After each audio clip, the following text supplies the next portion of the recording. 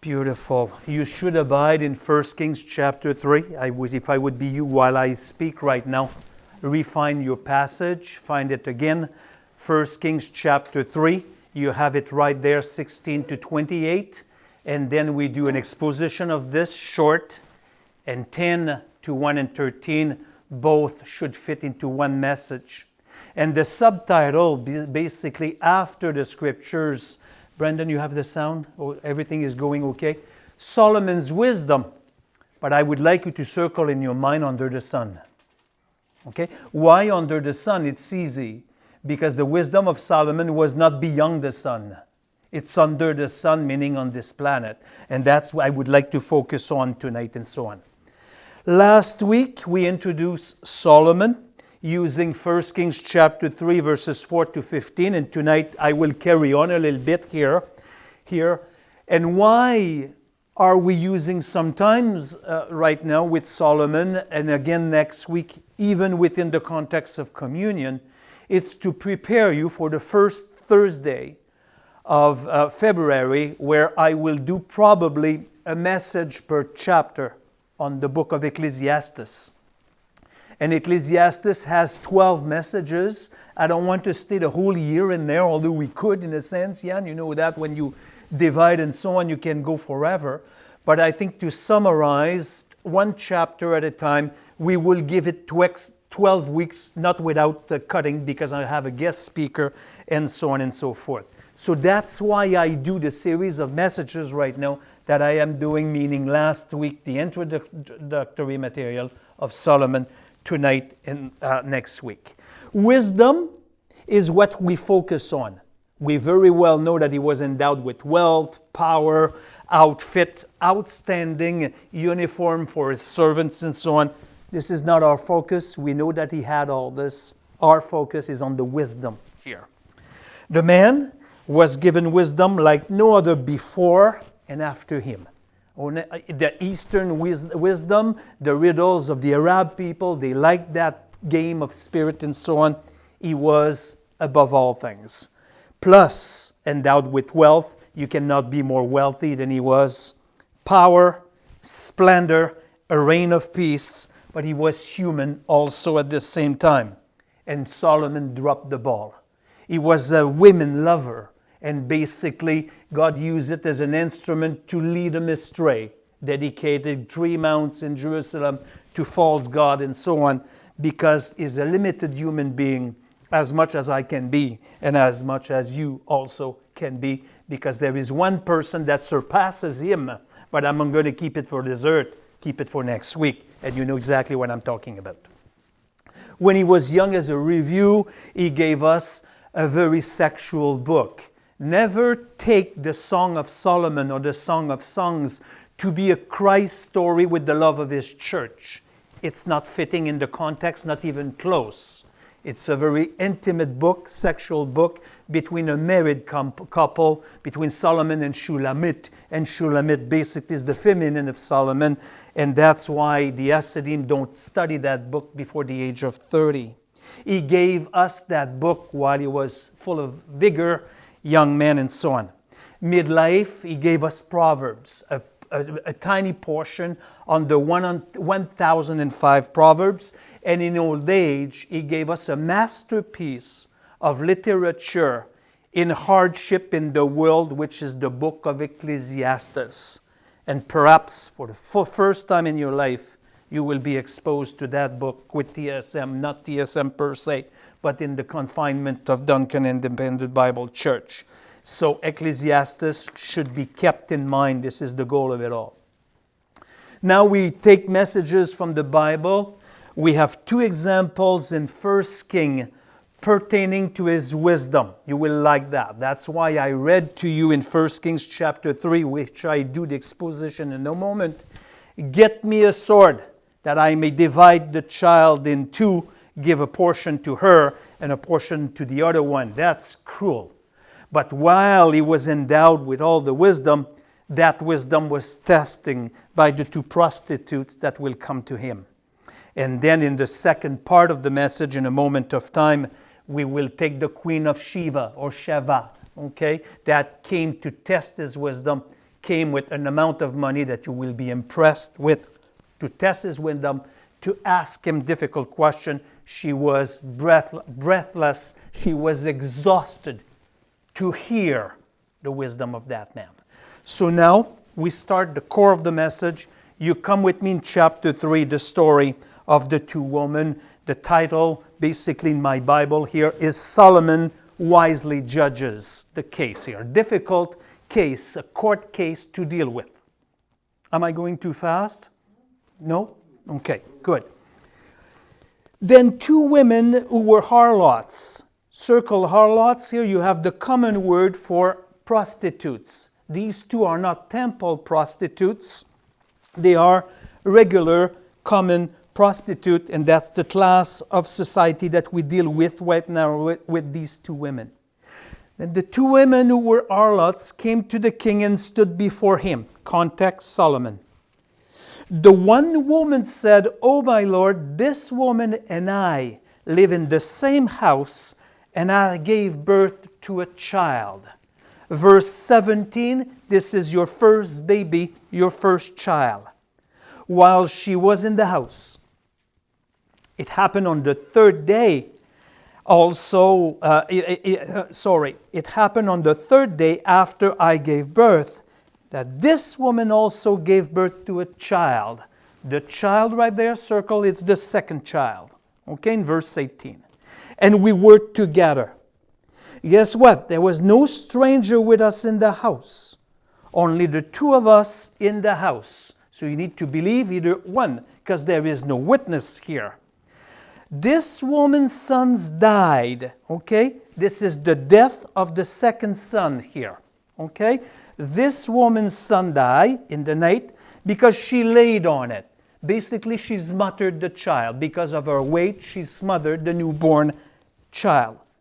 And she arose in the middle of the night and took my son from beside me while your maidservant slept, and laid him in her bosom, and laid her dead son in my bosom. When I arose in the morning to nurse my son, behold, he was dead. But when I looked at him carefully in the morning, behold, it was not my son whom I had born here. Then the other women, that's the second woman, said, "No, for the living one is my son, and the dead one is your son." But the first woman said, "No, for the dead one is your son, and the living one is my son." Thus they spoke before the king. In both cases, you have an issue of the law of Moses here. Because I don't need to tell you at this time that Moses was born under the law. He made a copy for himself under the law. And when you think about King David, these guys were under the law of Moses. So by lying or telling the truth, one would be guilty of kidnapping the child. Deuteronomy 24:7. Or if somebody, one of the two, is not telling the truth, and that's the case here, she will be guilty of Deuteronomy 19:16-19, of bringing false testimony. Okay? So in either case, whether you want it or not, there is the kidnapping of the child here that did occur. It's a law case. And the other case, somebody in the context here is not telling the truth. So Solomon here is facing the law. But I don't need to reread the story with you. There was nobody in the house. Meaning you cannot call anybody for a testimony here. We carry on in verse 23. Then the king said, "The one says, 'This is my son.'" That's a repetition. Then the king said, "The one says, 'This is my son who is living, and your son is the dead one.' And the other says, 'No, for your son is dead one, and my son is the living one.' Then the king said," I read it before. The king said, "Get me a sword." Okay? Get me a sword. So they brought a sword before the king Solomon. I'm just adding Solomon here. And the king said, "Divide the living child in two, and give half to the one and half to the other." In verse 26 here, then the woman, circled the woman, This is the mother of the child. I'm going to explain to you in a moment why we know why. Then the woman whose child was the living one spoke to the king, for she was deeply stirred here. Okay? She was deeply stirred. Do you know what is the Hebrew expression? Our bowels got hot. The love of a mother. The inside part of the lady was burning inside. And that's how basically Solomon will discern that she is the mother. For she was deeply stirred over the son and said, "O my Lord," she's talking not to God, she's talking to Solomon, "give her the living child, and by no means kill him." But the other said, "He shall be neither mine nor yours. Divide him."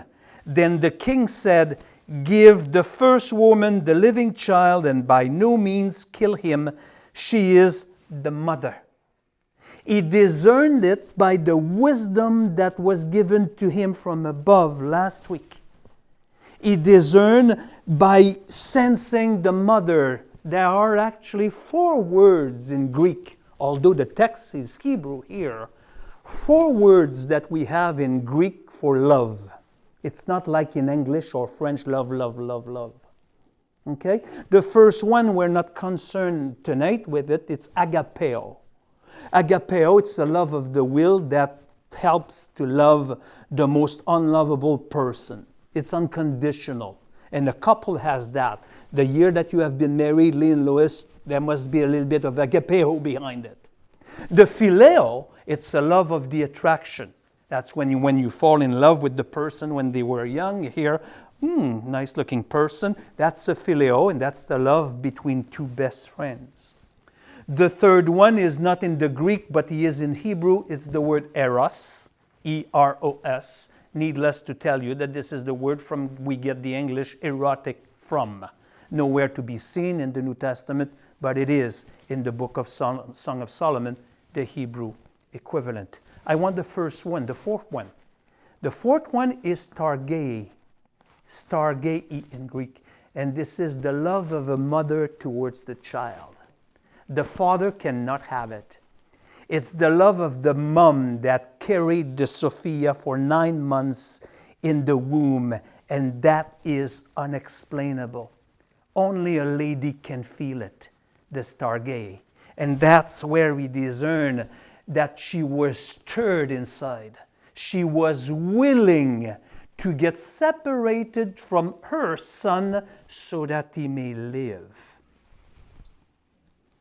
But the glory goes to the glory, not to the glory, to the wisdom of Solomon. We finish with verse 28. When all Israel heard the judgment which Solomon had handed down, they feared the king because they saw that the wisdom of God was in him to administer justice. And always keep in mind what I just said.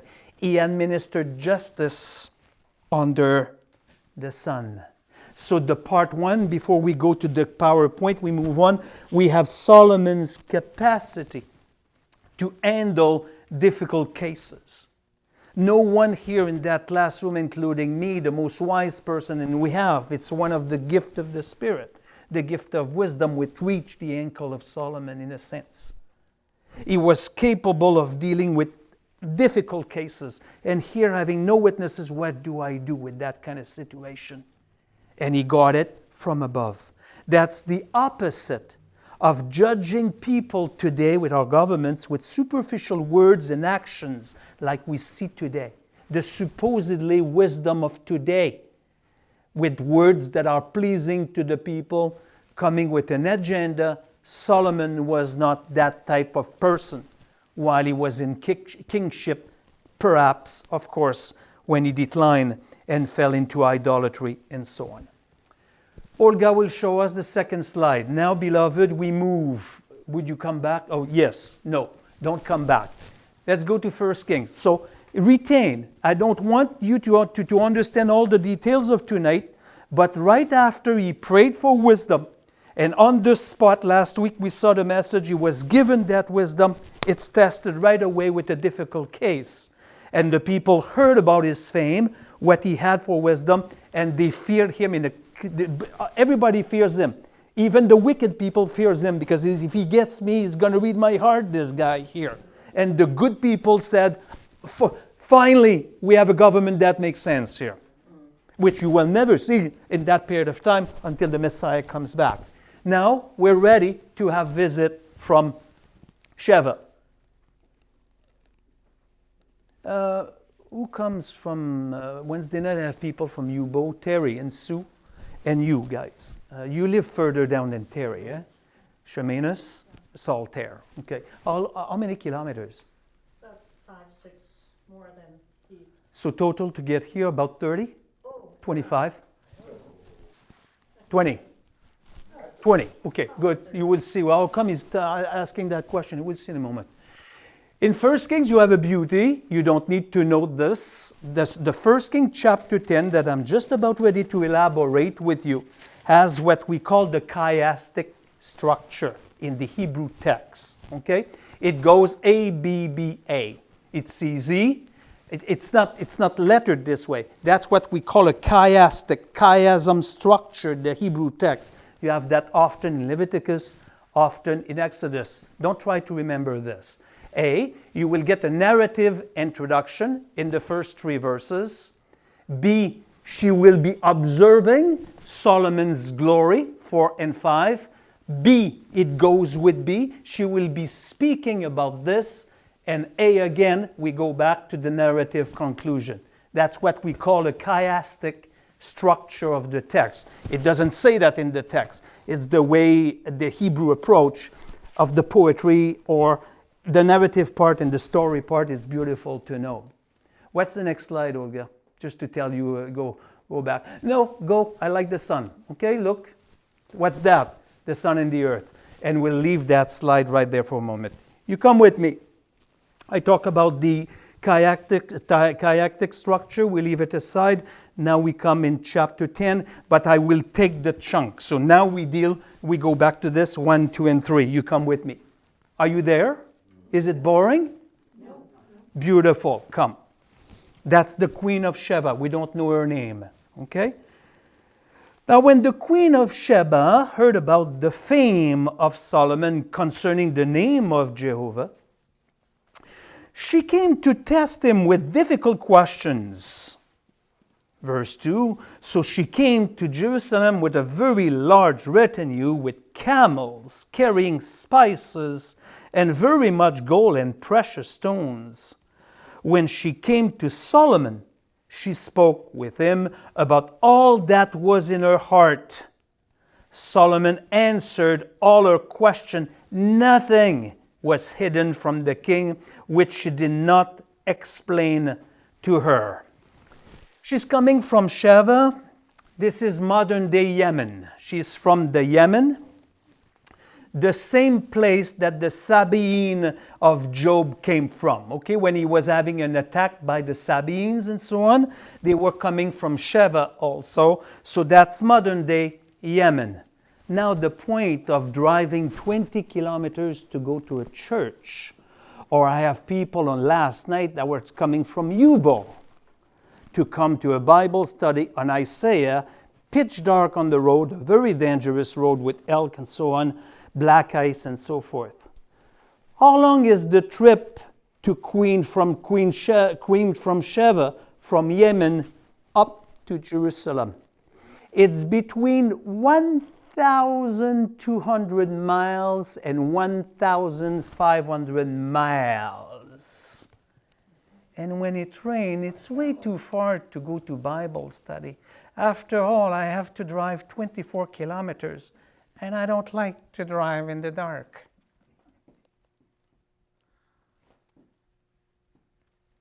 $1,200, let's go on the lesser.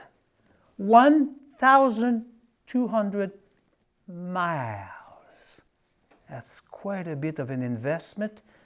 I would be top pride, Quebec pride. Somebody that comes to a Bible study to test my knowledge that made 1,200 miles to listen to me. Wouch! They have a hard time to do 15 kilometers. So I'm probably not wise enough. Anyway, Jan, Yubo, I have a person from Yubo. You make me proud, brother. May you stand forgiven.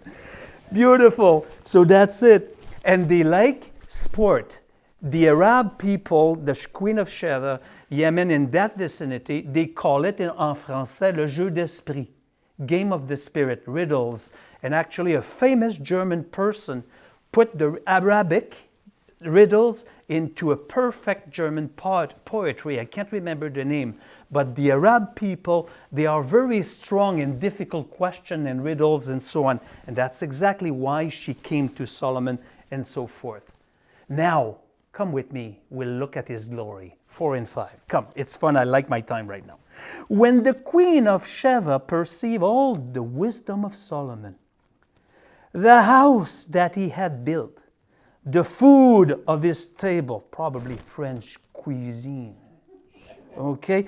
The seating of his servant, not the seating, but the outfit, the attendance of the waiter, and the attire, the uniform of the waiter, with the little in here, presenting the bottle of wine with the label and so. Wow, where was I again? I like it. And their attire, his cupbearer, in his stairway by which he went to the house of Jehovah, there was no spirit in her. The Hebrew is that she was exhausted, breathless. In the Chronicle account, 2 Chronicles chapter 9, you have the parallel account of this, and she says, I like it better than here, she was breathless, exhausted. When she saw, wow, simply a big wow. The outfit, the house, the staircase that leads. We're talking about somebody that has cash. Ecclesiastes. He will tell you how much at the old age he appreciated that cash.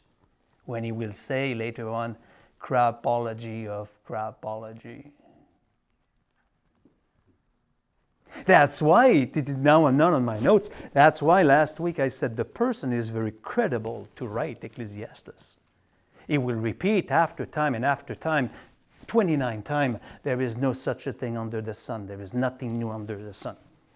I gave myself to understand wisdom, and this is a grievous task. We need to listen to that man to understand why everything is letting us down nowadays.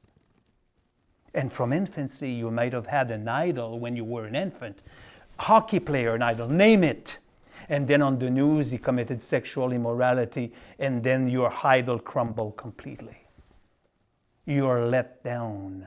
And we will see next week who is the one that will never let you down.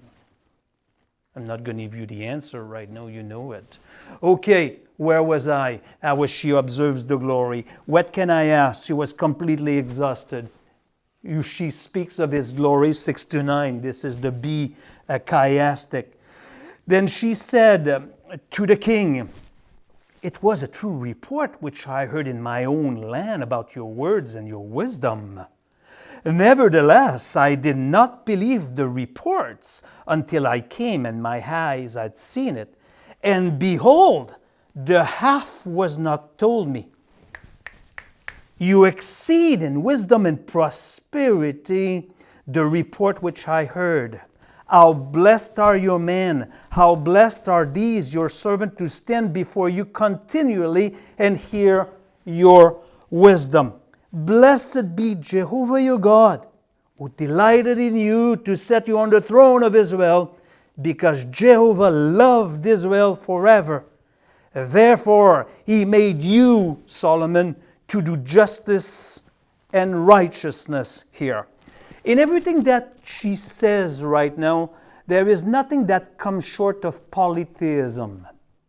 What she says right now goes still with polytheism. So it does not mean at that point that she believed in God alone.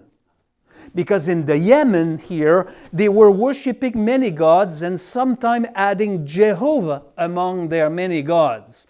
However, when we go to Matthew chapter 12, verse 42, apparently she became a believer because Jesus said about her, Queen Sheba came to hear the wisdom of Solomon. And what did he say? Behold, something then greater than Solomon is here.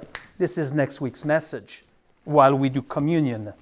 We pause. We don't pause. We narrative the conclusion. We narrate the conclusion, 10, 11, and 13. Come with me.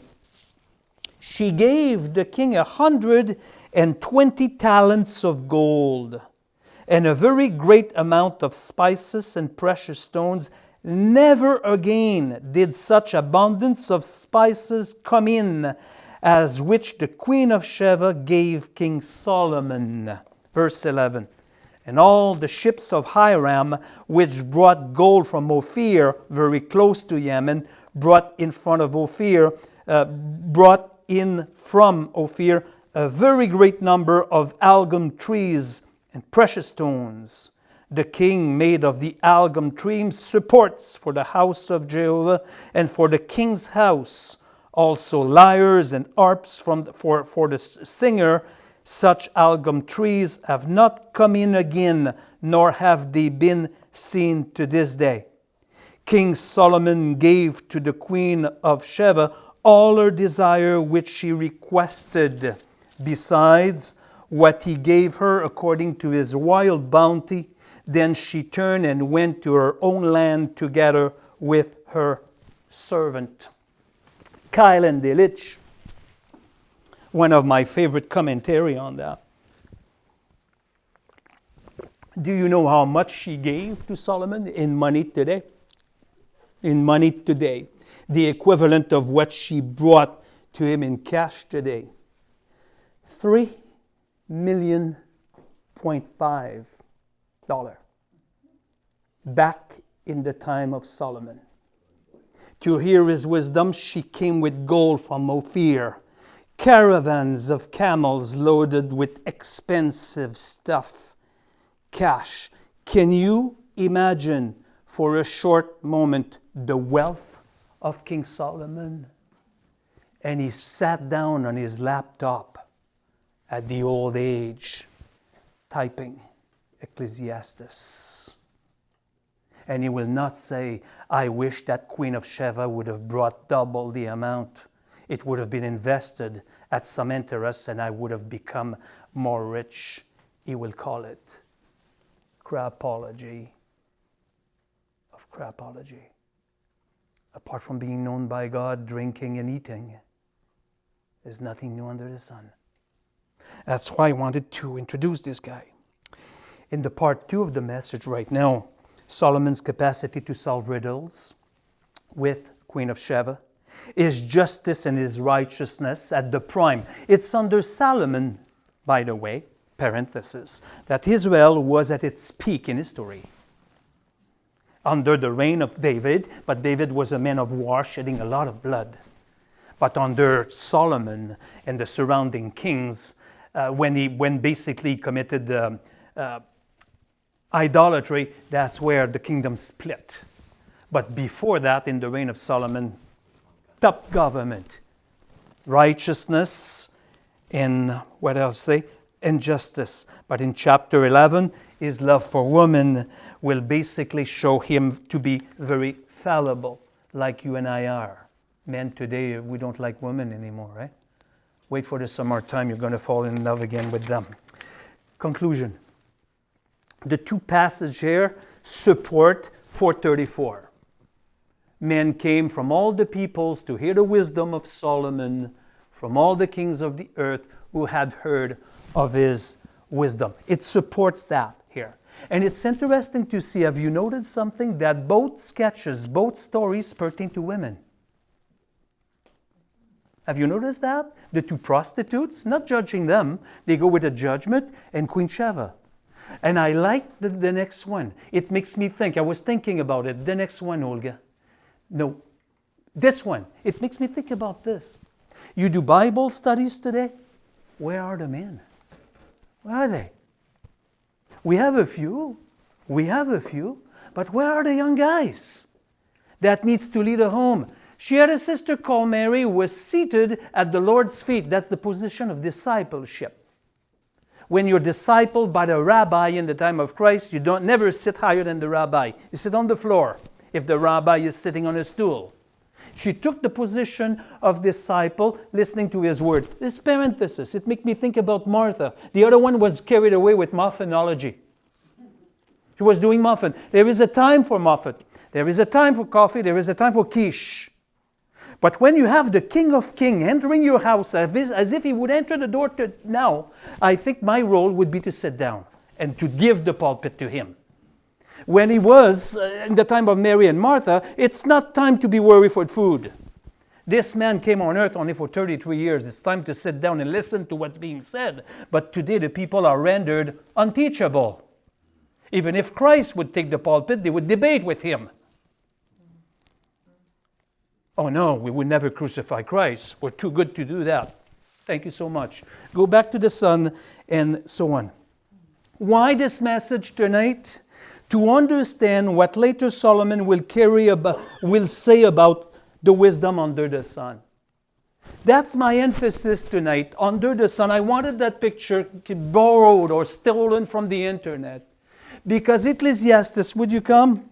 Would you come in Ecclesiastes? Don't go, I'll do it for you. Chapter 2, verse 19 says this here. Chapter 2, verse 18 and 19. Thus I hated all the fruits of my labor for which I had labored under the sun. For I must leave it to the man who will come after me. And who knows whether he will be a wise man or a fool. Yet he will have control over all the fruit of my labor for which I labored by acting wisely under the sun. So today, it's a wisdom. Solomon was somewhere here on the planet as you are. And he will say vanity of vanity, but what is faithful in him is that he will 29 times he will use under the sun. But next week there will come a man that lives behind that star here on top that you barely see here. He lives behind it here, behind the stars. Cannot be seen. And he will be wise, but not under the sun, because his wisdom will come from heaven. And that does not fail. And that is not vanity of vanities. Doing the life of Christ for 3 years? It's a long study. You go to Walmart for 60 years. It's not long shopping.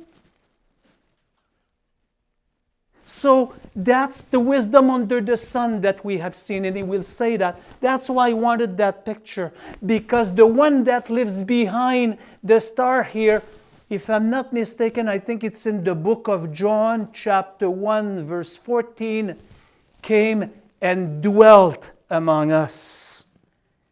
He took upon himself the likeness of sinful flesh without sin, and he tabernacled among men. And that's why next week he will say, Queen Sheva drove a little bit farther than 20 kilometers to hear the wisdom of Solomon. Here there is more than Solomon. What have they done to him? To the cross. Thank you so much for the wisdom of Solomon being greater. He went willingly, but the Jews rejected him because he never danced the Mishnah. That's what I wanted to emphasize right now. That's the end of the message. Brandon.